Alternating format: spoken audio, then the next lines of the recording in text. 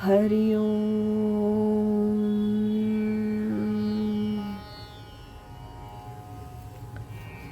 पूजनीय स्वामी भक्त डॉक्टर सुषमाताई वाटवे यांनी लिहिलेल्या स्पर्श परिसाचा या ग्रंथमालिकेतील 3ऱ्या भागाचं वाचन आपण ऐकत आहोत.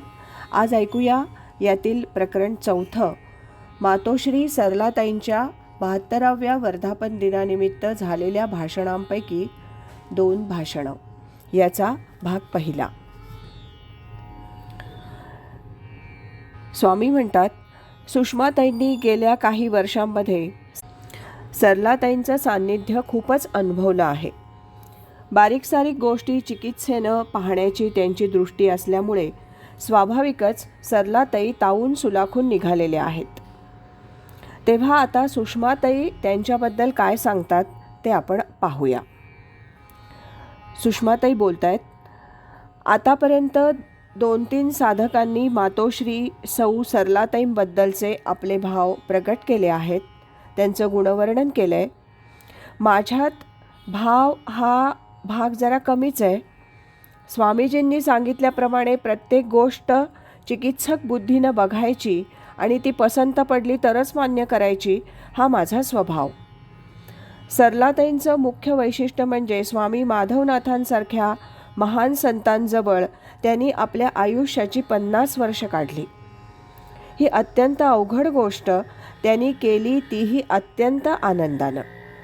स्वामीजींच्या दर्शनाला 5-10 मिनिटं येणाऱ्यांना त्यांचं आत्यंतिक प्रेम दिसतं, पण त्यांची शिस्त, स्वच्छता, नीटनेटकेपणा, वक्तशीरपणा या सर्व गोष्टींचं व्यवधान सांभाळणं म्हणजे खरोखरीच तारेवरची कसरत असते.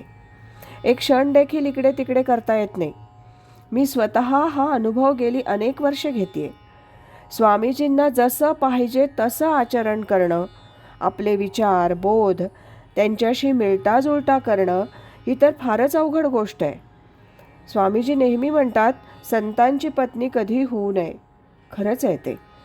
त्यातही काही संत लोकांपासून लांब एकांतात मौनात राहतात.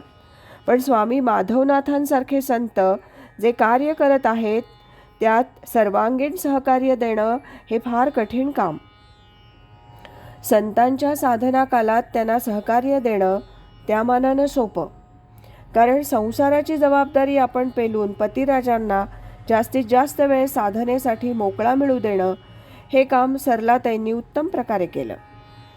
आता स्वतःचा संसार पूर्ण झाला तरी स्वामीजींनी जो परमार्थाचा व्यापक संसार उभा केला आहे त्यात हजारो साधक मंडळी आहेत. दिवसेंदिवस त्यात भरच पडते.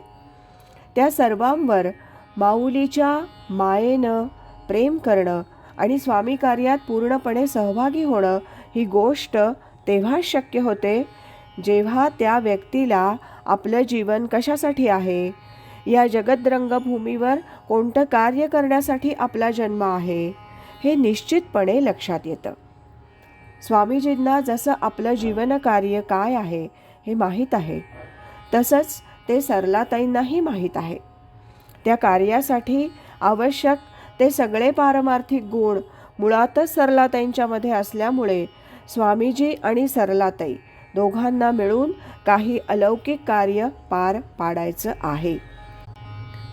लौकिकदृष्ट्या मोठे वाटणारे गुण म्हणजे लेखन, वक्तृत्व, संगीत असं काही त्यांच्याजवळ नाही. पण त्यांच्या भूमिकेला या गुणांची गरजच नाही. किंबहुना ते गुण नाहीत हेच चांगलं आहे. कारण पुष्कळ वेळेला त्या लौकिक गुणांमध्ये स्पर्धेचा भाव निर्माण होतो. सरलाताईंचे गुण म्हणजे प्रेमळपणा, सहनशीलता, सेवाभाव, ईश्वरनिष्ठा, पतिनिष्ठा यासारखे अनेक गुण. त्यातही विशेष म्हणजे आपण काही सहन करतो, दुसऱ्यासाठी कष्ट करतो, सर्वांची सेवा करतो याचीही जाणीव नाही. सहजपणे त्या या सर्व गोष्टी करत असतात. सामान्यतः साधकाच्या जीवनात जसजशी तो साधना करत जातो तसतसं ज्याचं मन जास्त संवेदनाक्षम बनतं, आपल्या हातून अथवा दुसऱ्याच्या हातून जराशी चूक झाली तरी त्याला ती जाणवते. तो अस्वस्थ होतो. त्याचा मूड ऑफ होतो.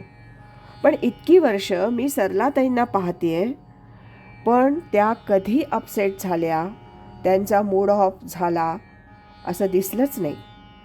आम्ही कधी रागावलो, नाराज झालो, मौन धरलं तर त्या मोठ्या प्रेमानं पुन्हा पुन्हा चौकशी करतील, खायला घालतील आणि आम्हाला आनंदात घरी पाठवतील. स्वामीजी असे वागतील यात आश्चर्य नाही, कारण ते एक महापुरुषच आहेत. सर्वांच्या मनात शिरून त्यांचं दुःख कसं हलकं करायचं हे ते जाणतात. पण सरलाताई देखील प्रत्येकाची विचारपूस करून त्यांच्या वेदनांवर फुंकर घालतात. कोणी त्यांच्याशी कसाही वागो, त्या प्रेमानेच वागणार.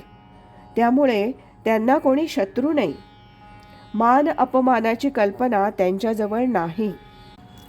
त्यांच्या मोठेपणाचा मत्सर वाटणारी मंडळी असतील, पण या त्यांच्याशी चांगलंच वागणार. अमानित्वम, अदंभित्वम, अहिंसा, क्षांतिरार्जवम आदी गुण त्यांच्यात पाहायला सापडतात. सद्गुरू असती अंतरात, सच्शिष्याते जागवीत. हरि ओम तत्सत.